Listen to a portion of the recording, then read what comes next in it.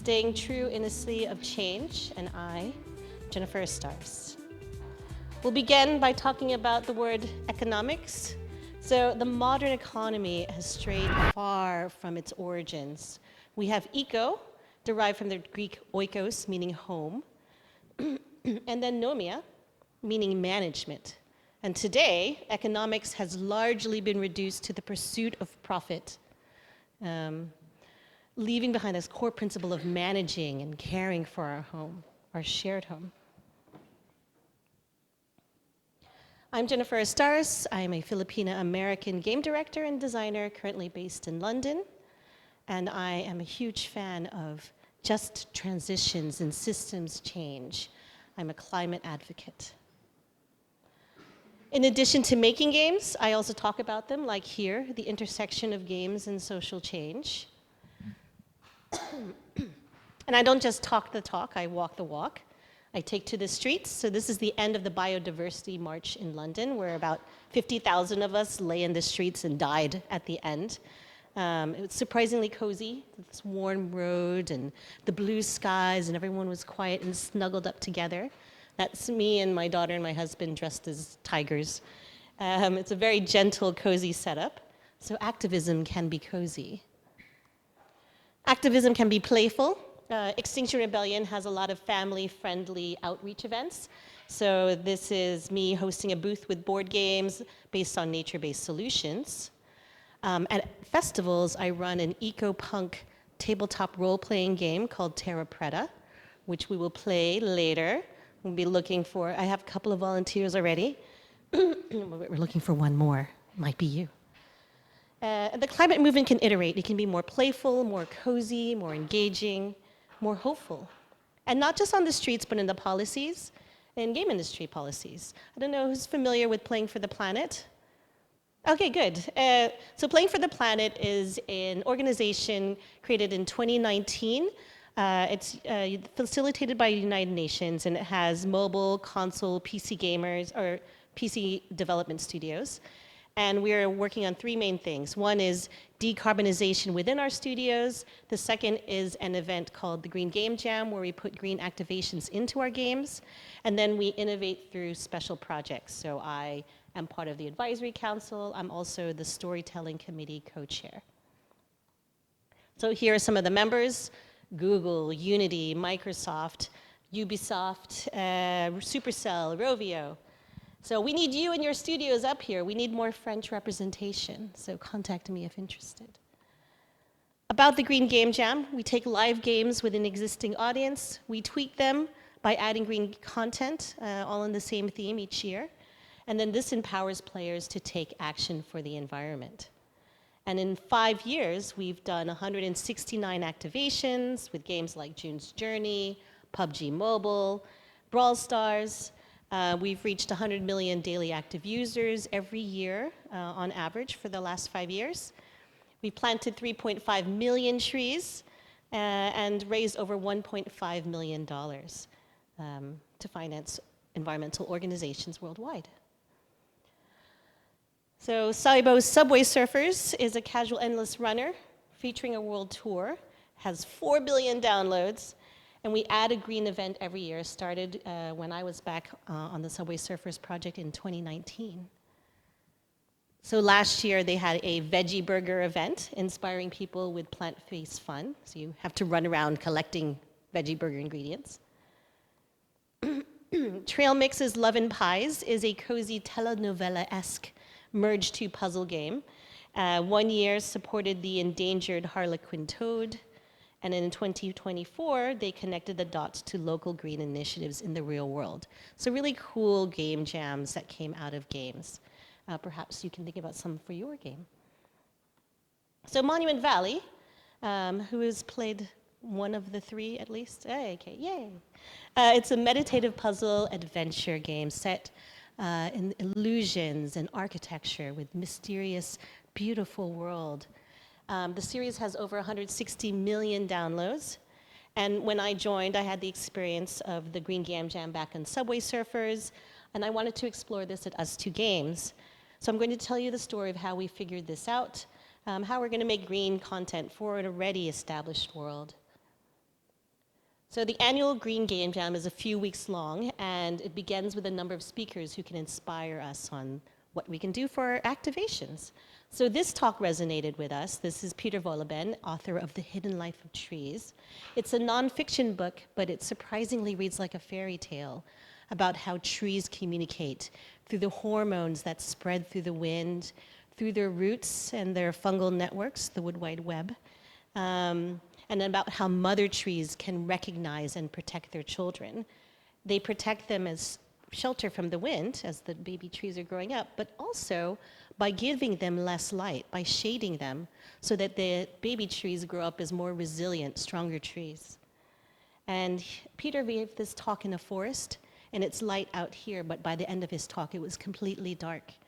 And we wanted to capture that essence in our jam. We also looked at other games. This is from Below the Root. It's a 1984 video game I had on the Apple IIc. It's about a world covered in enormous trees and wildlife, and you're tasked to stop the world from disaster.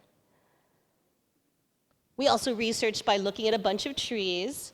I love the moss-covered trees in Florida, which is not too far from where I grew up. And there was a small team of us working on Monument Valley 2's DLC. There's about 8 of us, and we had a lot of tree conversations on Slack. Some of the artists talked about this Japanese art of trees growing other trees called daisugi, and it reminded Maria, our CEO, of a tree she encounters on her daily walks. This is a tree growing out of a dead tree, and it reminded me of this topic of cadaver rejuvenation, or nurse log reproduction. As the tree decays, it provides for the seeds. So this led us think about, okay, let's just keep going. Let's think about trees growing in and out of architecture and start building. And these are just a lot of the discarded levels that we were making while we were jamming. It's really fun to just use Unity and just like build in there and make some illusions and make some trees and just combine them together. And we created a new chapter inspired by Peter Wolleben's Hidden Life of Trees about the lush value of forests, the trees as storytellers. And we began and ended the chapter with a call to action to sign this Play for Forest petition, which calls on world leaders to protect forests. It's an emotional, poetic, emphatic appeal. The petition also contained a survey asking players questions about how they feel about environmental content in games. And it's a survey that 8 other Green Game Jam studios also linked to. And we ended up having almost 400,000 responses, which is incredible. And we'll share the results later. Overall, this DLC bumped up our App Store listing. The store rankings went from the 30s to the top 3. We increased our downloads by 35%, so that our sales by 35%. And this is a game that came out 5 years previous to this DLC, so it was really exciting to see. So this little chapter about the planet earned profit. So we were really pleased, so pleased with this player response to Monument Valley 2's The Lost Forest. So that gave us the confidence to explore sustainability themes deeper in Monument Valley 3. So this is a story about togetherness, generating hope after a catastrophe, and our relationship with nature. So in Monument Valley 3, you play as Noor. She is a lighthouse keeper's apprentice turned disaster relief rescuer once the floods come. And she's seeking this new source of light. So she searches by sailing across this water-based world. There's a lot of open area exploring and puzzling, and this tied to our pillars.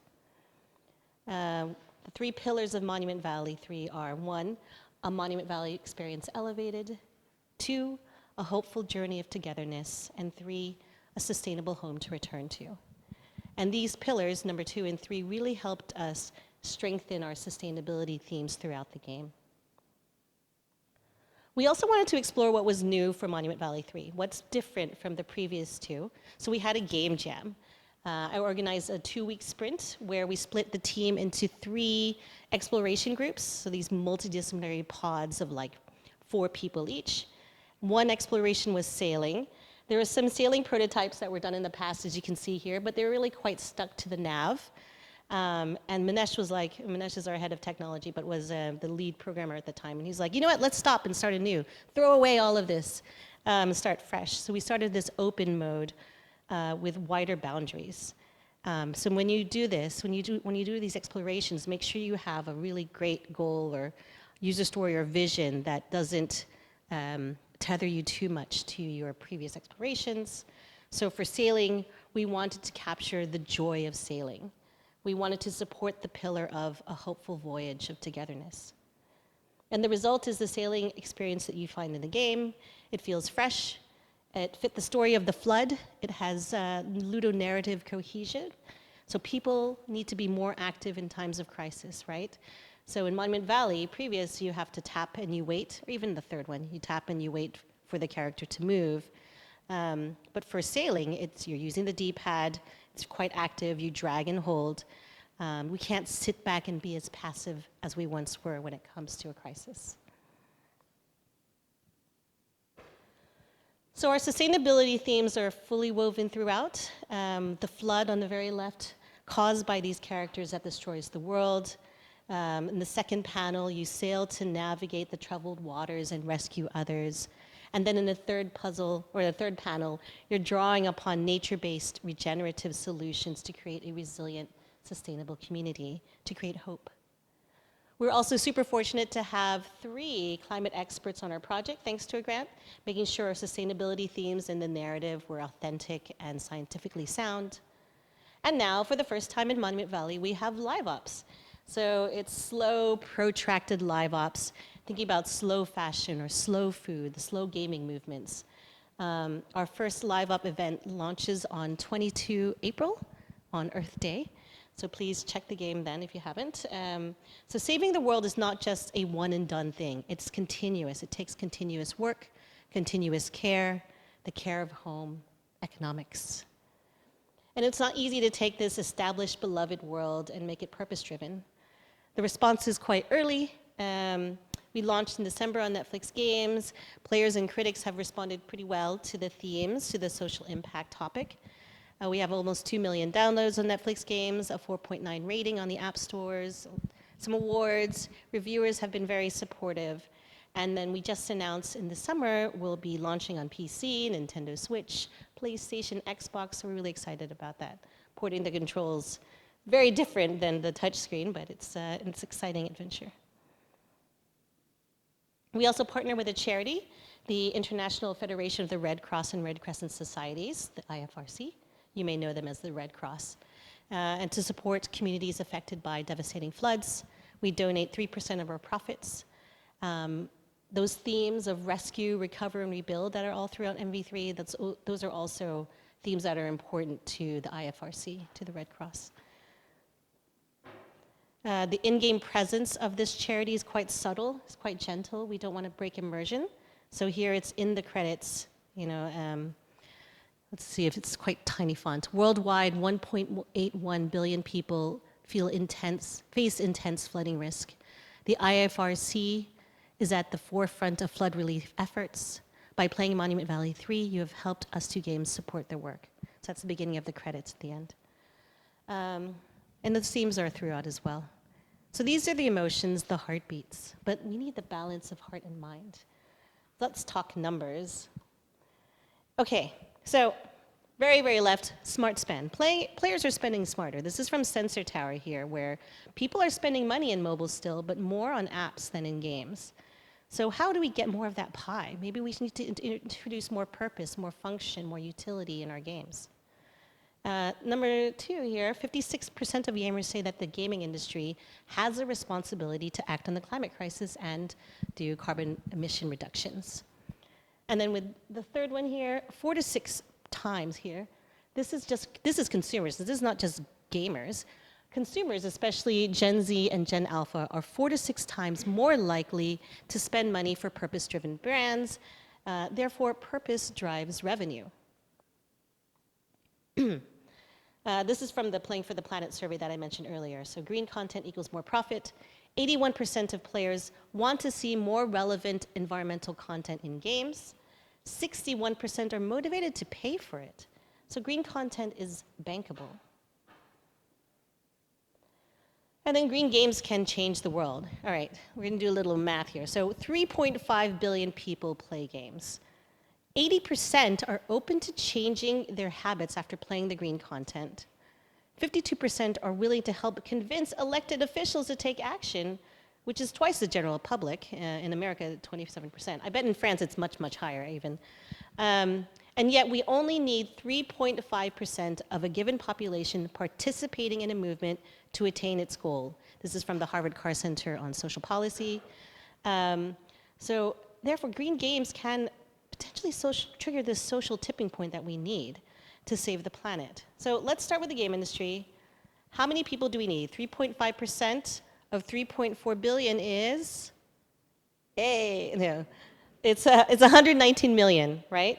And as the Green Game Jam has 100 million daily active users annually, little drum roll, okay, it is, how many do we need? We need 19 million, 3.4 billion players, 3.5% is 119, minus 100 million DAUs, so yeah, only need 19 million players. It's a bit of an optimistic number, but this is attainable. For some of your games, this is daily active users. This is the population of Netherlands. Maybe we just need to get Netherlands to come do this for us. So games can trigger the social tipping point needed to save the planet, to save ourselves while having a sustainable, healthy, profitable business. Players are ready to take action. They want to. Can games facilitate that? Well, let's see it in action. Let's chat and more act. Let's play. It's the end of the day, and it was like, oh, I could just do this talk, or I could do the talk and a game. So let's play the action. Let's play climate action.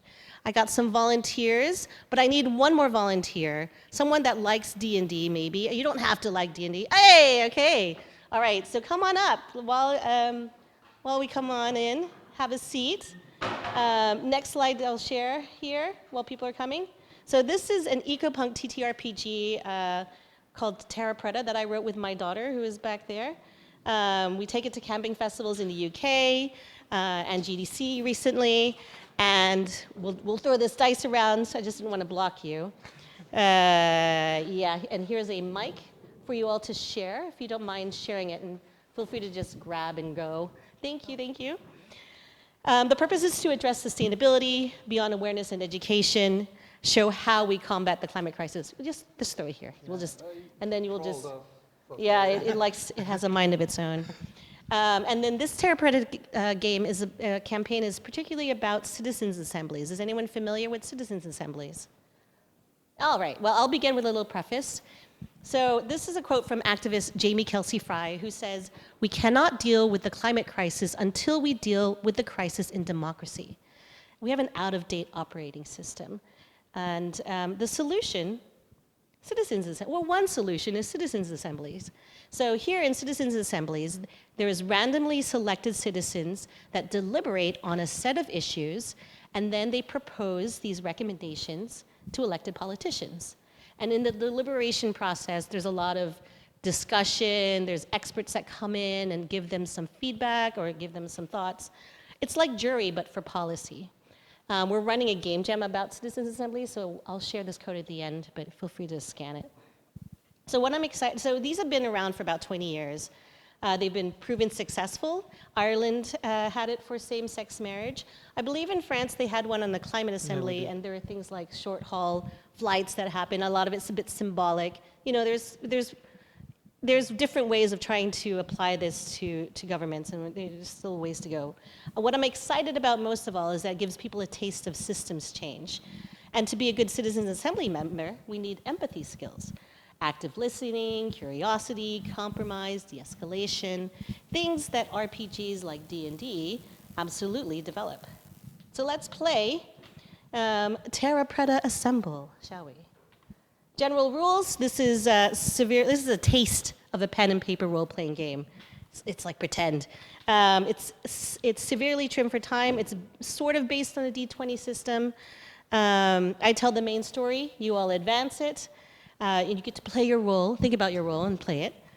And then upon a special encounter, you'll propose your action. We may roll the dice to see if the action is successful, if we're good on time. And we'll go from here. All right. Feeling good with the rules? Okay. Since there's only one mic, try to share it between you all. All right, the four of you come to this beautiful place here. You've each received a mysterious letter. Sorry you cannot see it. I'll try to, maybe I'll, okay. Well. Okay, we'll do like this. But then, there you go. Welcome to the ADDON Tavern. The ADDON Tavern blends seamlessly with the surrounding forest, reclaimed timber, adorned with living vines. Behind the bar, tavern keeper and local matchmaker and facilitator Gwynnie tends to a diverse array of libations, from wild-crafted herbal infusions to small batch kombuchas. All right, I'm going to pretend to be Gwynnie. I am the local tavern keeper, matchmaker, and facilitator. You have been randomly selected to solve the issue of the legendary dragons that are wreaking havoc on our land. They are led by the most dangerous dragon called Mossfire. Please introduce yourselves to each other. Briefly, your name, your class, and what drink would you like? And feel free to also say who you are in the real world too, but you know what your job is. But yeah, your name, your class. Maybe start with that way because I believe they've been slightly prepped, even 2 minutes before this event. Yeah, maybe. All right, my name is Felix, and I may be a mage, and I think I'll have a tea. A tea. And in the real world, what you can share if you want. Yeah, you don't. In the real world, I'm also named Felix, strangely. And I'm a narrative designer, and I don't drink that much tea. Well, here is a nettle tea for you.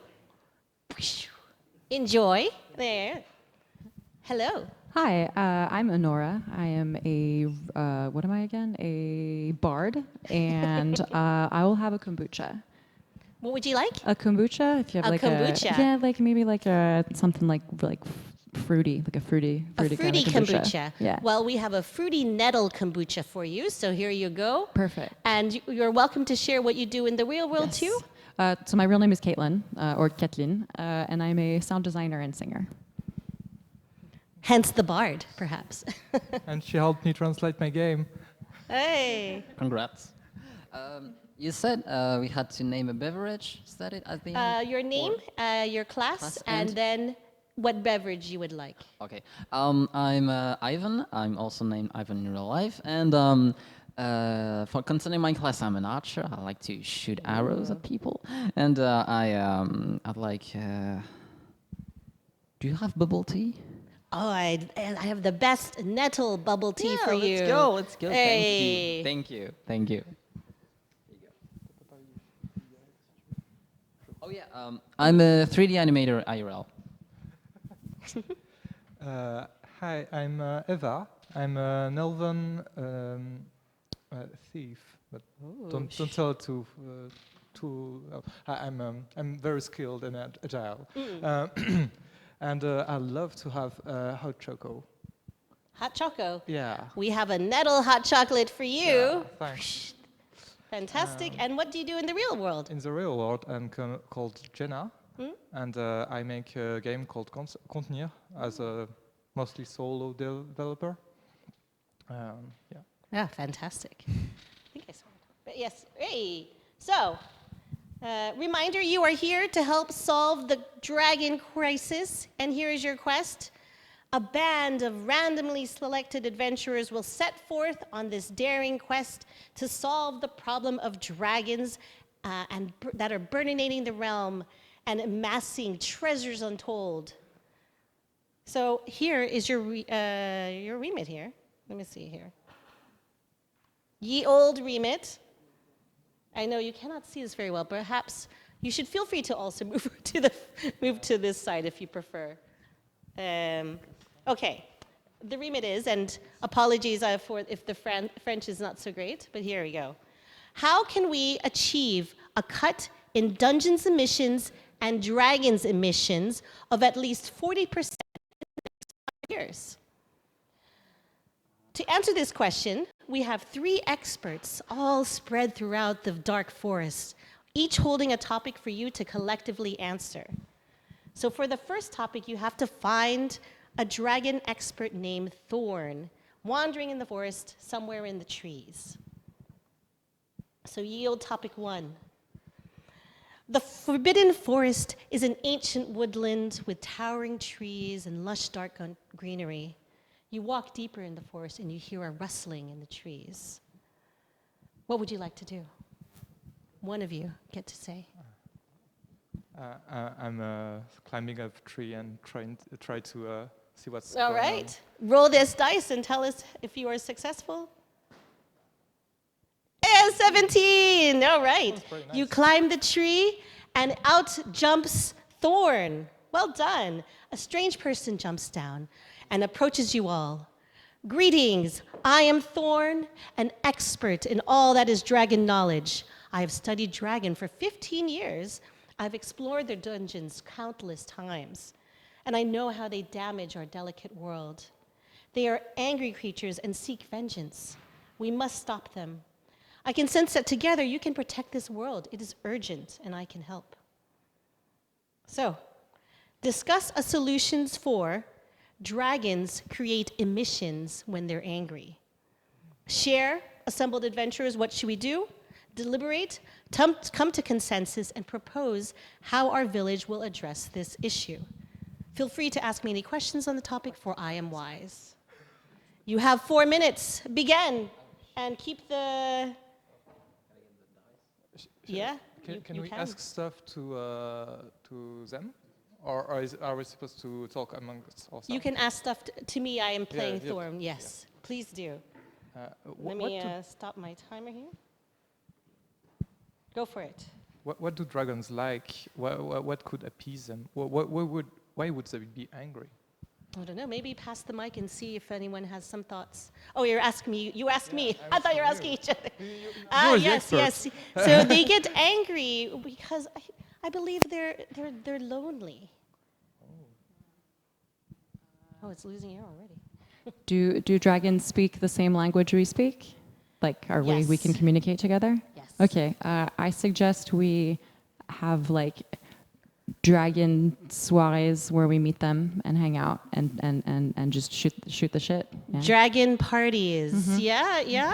Any thoughts? Anyone? Yeah, or a dragon dating app, maybe. Oh, dragon dating app. Okay. I'd suggest I talk to the bartender. Apparently, she's a matchmaker. Ah, okay. So a dragon party with a dating app where it's at Gwenny's Tavern. Maybe a dragon con?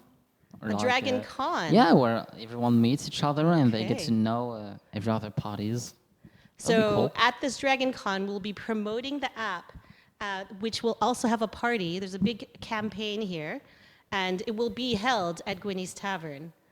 Are you in consensus?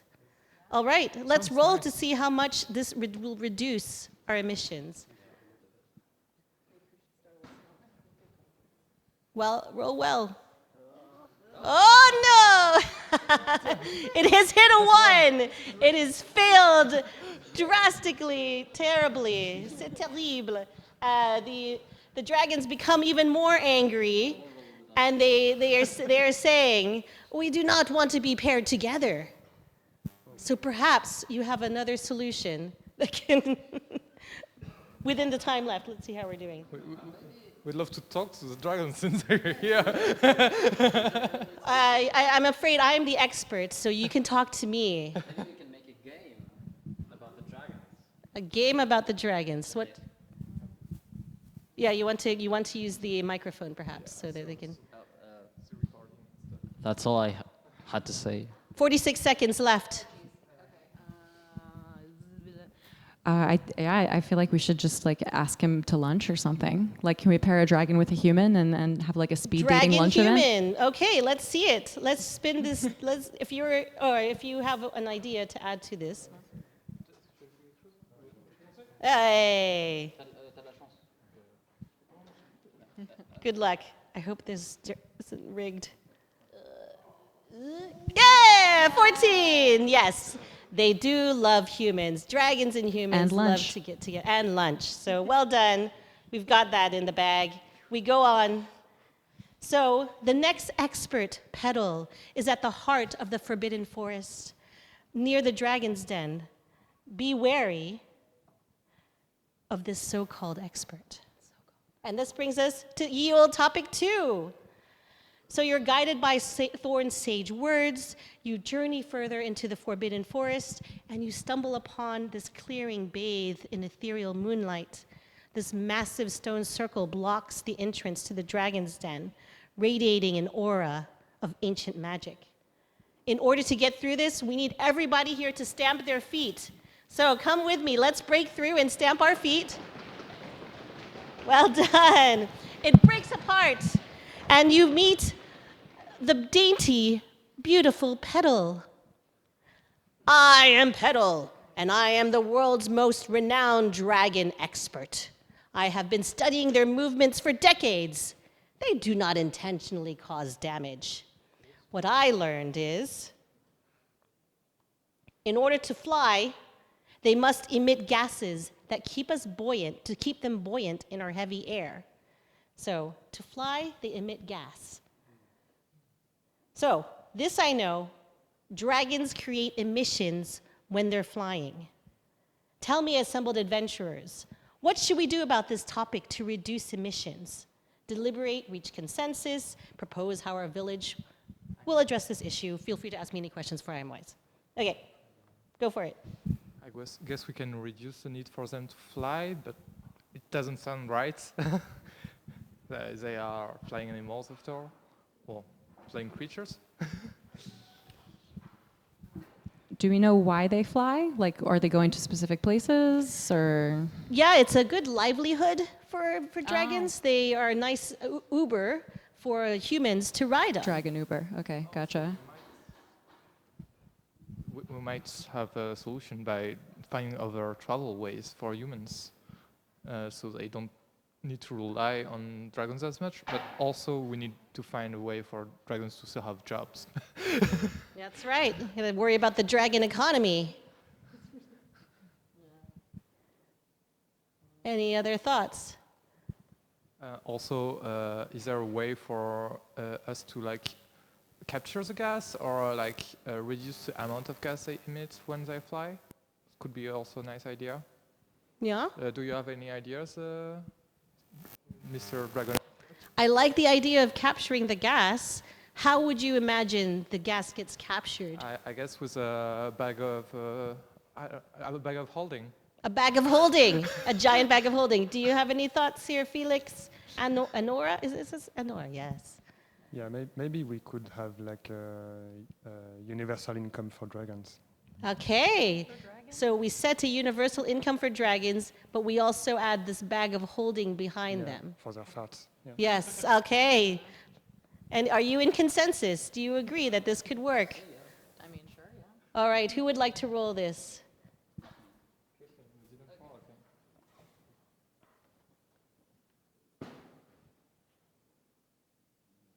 Ooh, 19! 19. Well done. So it collects all the farts well, and and the dragons are happy because they have a universal basic income. Well done. Okay, so you may find the final expert deep in this cavernous dungeon. Be careful. We move on to ye olde topic 3. So you venture into the dungeon. It's a series of interconnective caves. And the dungeon, or the tunnels, have like remnants of many adventuring parties. There's camping gear, there's lots of food that's wasted, a lot of lost dice. It's all valuable. If it's collected, it might be worth a treasure. If you keep going, it opens into this mysterious lair with waterfalls, dappled sunlight coming in from above, lush plants growing on the cave walls. And out emerges the dragon. It is Mossfire. Mossfire moves before you, leaving a trail of plant life in her wake, nurturing the growth of new flora and revitalizing the ecosystem. Her roar echoes through the cave like a primal force of nature.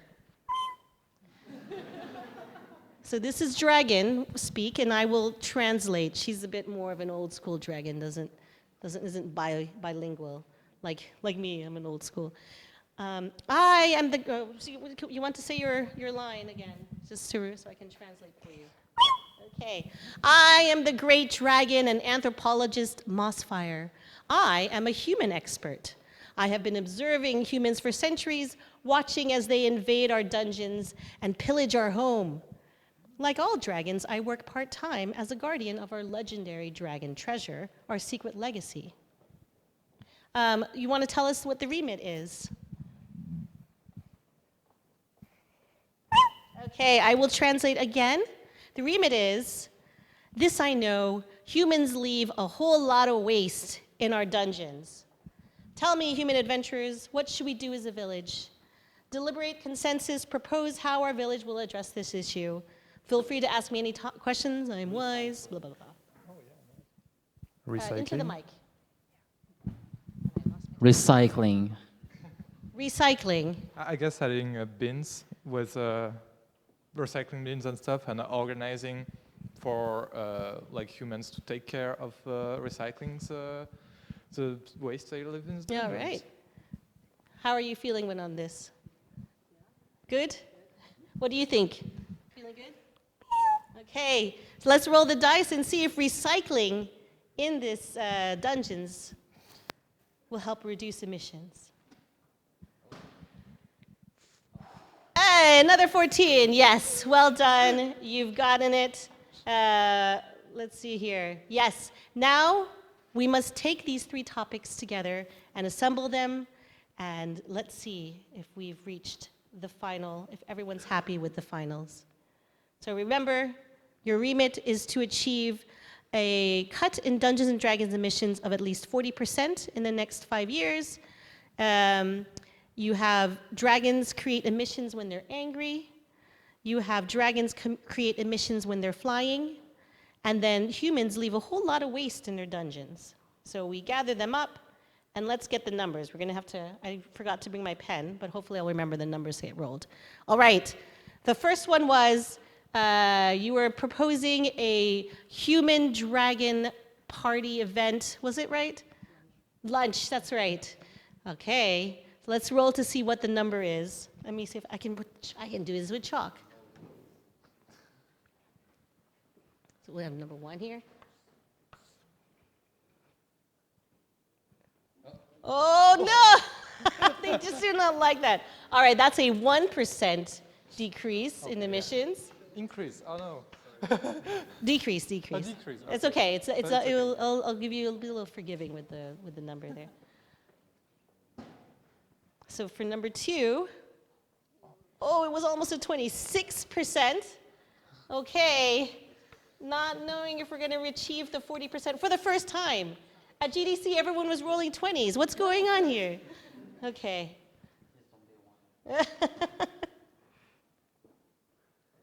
Oh, it was so close to 97%. Oh yeah. Okay, so you've achieved a 14% reduction. Not bad. Sometimes things don't work fully as we expected to, but it's beautiful.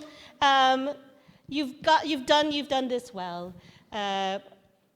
Nettle wine for everybody. You've reduced it. 14% is not bad. The dragons kindly bring you adventurers. They have the bags behind them. They fly you back to the safety of the glowing embrace of the ADDON Tavern. So give our adventurers a hand and take a seat. Thank you, thank you. Well done. Thank you, my dear dragon. Oh, you revealed yourself. So have a seat. So the way humanity comes together and makes decisions desperately needs to be upgraded, restructured, evolved. We as game makers can help the world imagine how to do this. We are extraordinary game developers, capable of extraordinary games. We are extraordinary creatures, capable of extraordinary care. Why is that? Because of economics, right? Let's provide some planetary care in our games, which improves our bottom lines, which improve our profits. Then we share the wealth with those in need, with those who can also make an impact. This is how we care for each other. This is care for our home. This is true economics. This is the North Star we must use to navigate purpose. And for those of you interested in citizens' assemblies and possibly making a game about it, a few game developers and I, including Trista Tristan Clark, who's the co-founder of Trailmix Games, known for Lemon Pies from earlier. We're working as part of the Hard Art Collective and holding a Citizens Assembly Game Jam this summer. It has a £10,000 prize and potential funding path for full development. More details are in this interest form, so please scan it, please join us, and do some extraordinary things with us. Thank you, thank you.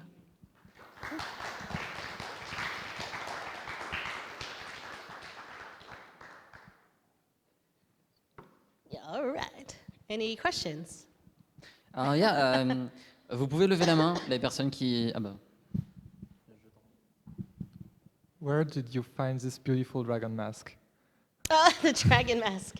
Where did you get this? I don't remember. Sometimes we go to a lot of like Comic-Cons, and we like, this is where we got this, and we just buy. We spend a lot of money at Comic-Cons, really. Est-ce que quelqu'un a une autre question, peut-être?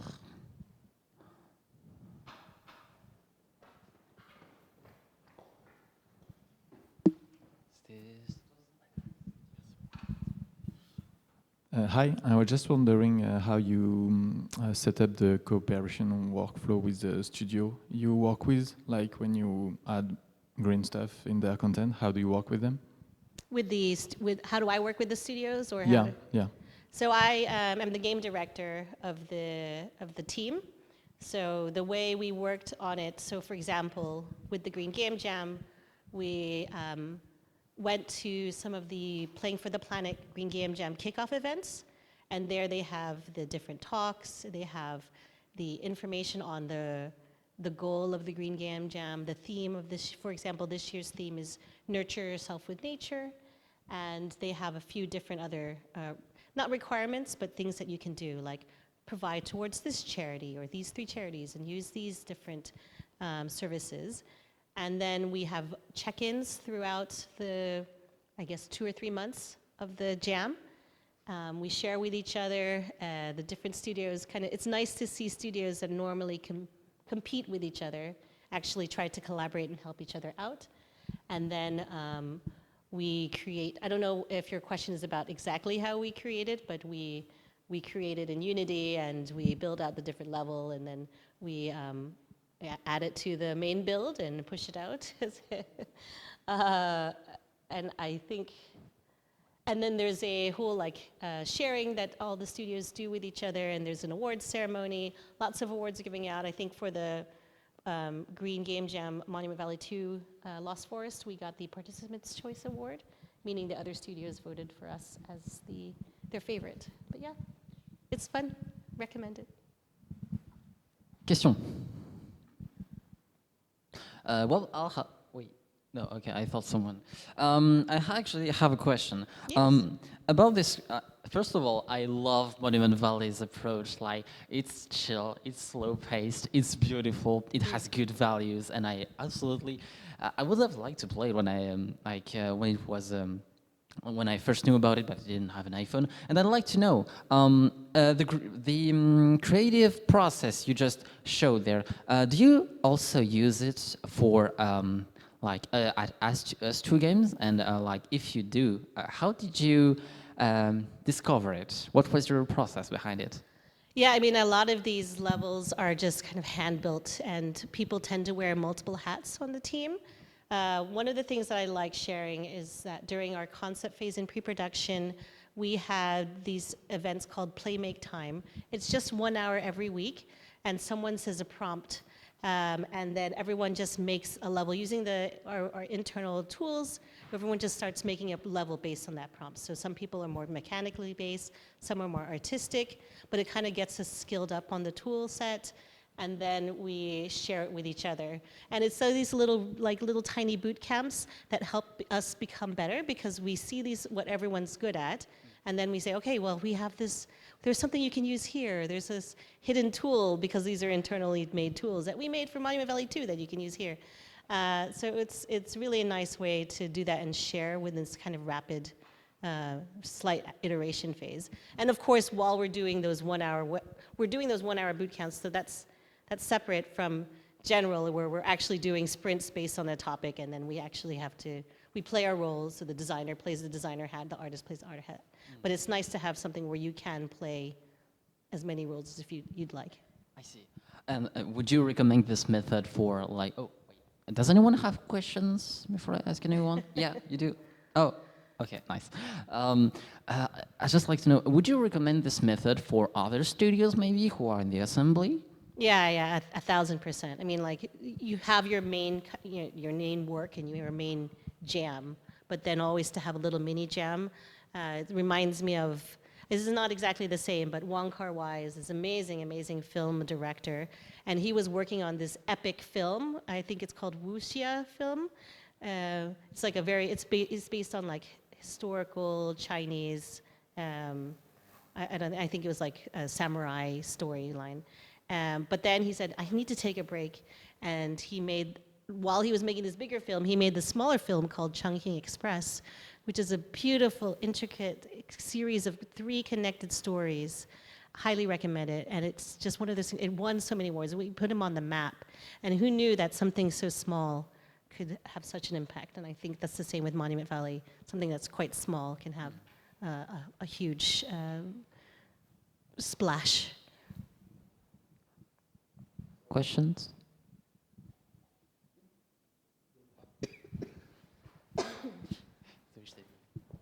Talking about size, what's the team size at ustwo and specifically on Monument Valley 3, I guess? Yeah.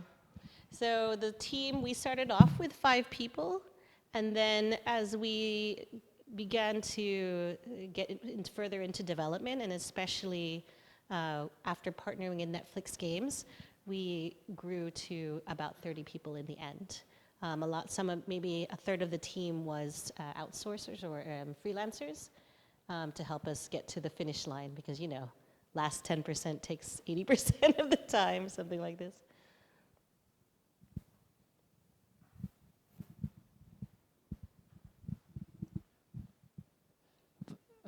Wait, let me check the time. Yeah, no, I think we're good. Okay, we still have some time. Yeah, I'd just like to know for another person here, do you maybe hire in ustwo games? Potentially? Yeah, so like many other studios, we're all tightening our belts nowadays. Oh, okay. But once we have some other projects that are currently being developed, and of course we're still porting Monument Valley 3. So stay tuned. Hopefully one of those will start to want to grow, and we're looking for more people. I think one person, Flo. Oh, I mean, they live in Paris, they live in Paris. But we've hired people from outside of the UK. Oh, okay, that's help good to on know. things. Yeah, so Flo is one of them who helped on Monument Valley 3. Okay. Yep.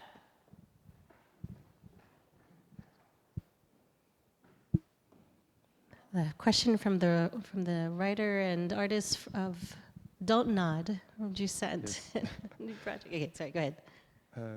Thank you for the Thank game. you, Felix. It was nice.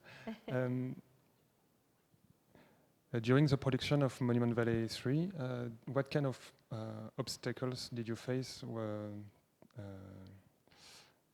regarding to the themes of the game and staying true to what you wanted to say? I think it's not a bad obstacle, but for example, if you play the game, there is one chapter, which is one of my favorite chapters, called Origata Atelier, which is it's about cubes that unfold, and it's quite it felt quite new to the series, right? Cubes that you take apart, and the art style as well, very paper look and feel. I wish I had put a screenshot of it in here. And it felt so special, but we didn't know how it exactly fit with the narrative. I think abstractly we ended up thinking, okay, well, this represents the mentor's hubris.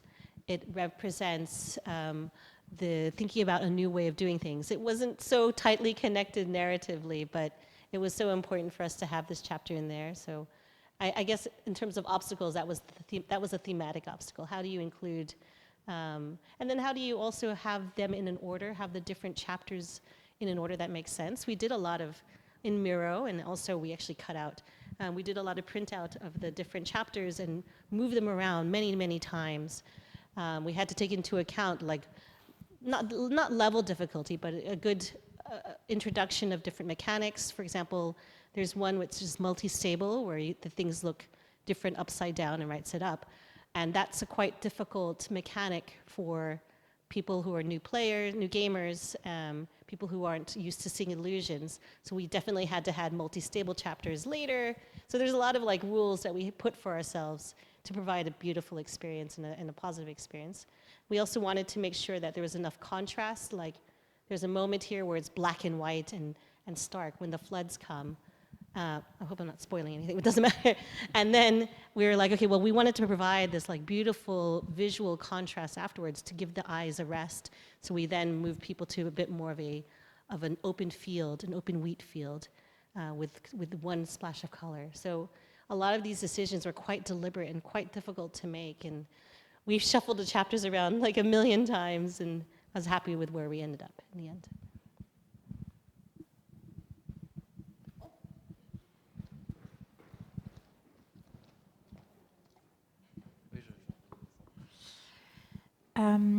Thank you for the talk. It was really interesting. I was wondering if you had any tips or maybe any advice on how to reduce your internal ecological cost when you produce video game, because it can be economically costly. And if you had, for example, a checklist or something in your team, some stuff you need to do to help reduce the cost. So we were lucky to already have been on the path of becoming a B Corp, which is these really high standard of ethical and environmental requirements. In order to become a B Corp, you have to pass through this really rigid certification process. So that's one way you can do it. The other way is through Playing for the Planet. They also provide a lot of tools that you might need for this, a carbon calculator. There's also another organization called the Sustainable Games Alliance, and they can also help with your journey. But there are also choices that we made in our games. You know, you kind of the baby steps you can definitely do. For example, put an eco mode or a low battery mode into your games.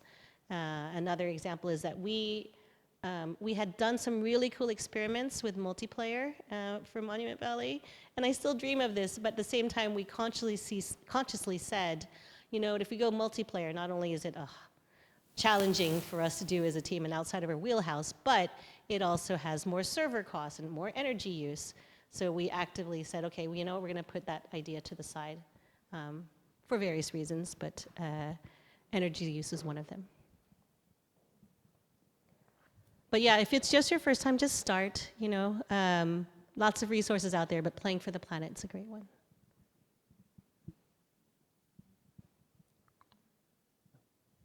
Let me check the time. Don't want it. Okay. Do you have maybe some tips on people who are gonna maybe start making them game dev? Sorry, tips for... Excuse me. Do you have maybe some tips on people who are gonna see maybe this video later and who are gonna get into game dev? Maybe do you have some tips for them, like how to begin, etc.? Oh, okay. Make a game. Get your bad games out there. I mean, I've been making board games since I was a little girl. So I used to, even on my calculator, I had programmed in a blackjack game in high school, and I changed all the numbers to be more fun, to have looser wins, and everyone, that was the most popular calculator in the school. But I think just play around with things. You know. Pick up Unity, watch the tutorials, and make something. I mean, I'm sure there's probably better like Game Maker or other ways. Oh, wait, say it. Godot. Oh, yeah, Godot. Godot. Yeah, I wanted to start using that. I hear pros and cons, but if you've got a positive experience... I got a mixed experience. But it's like looking for change in the world. Yeah, yeah. Godot is a great way to do that because it's like a community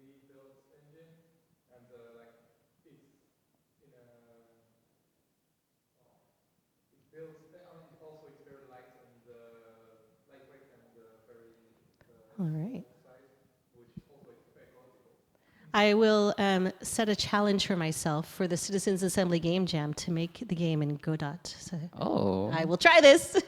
Don't hold me to it. It sounds exciting. Thank you for the recommendation. Okay. I think it's we can start. You can. Vous pouvez du coup sortir, si vous voulez, parce que là il est 18h27 et là à 18h30 faut libérer. Du coup voilà. Thank you. Oui. Thanks for having me.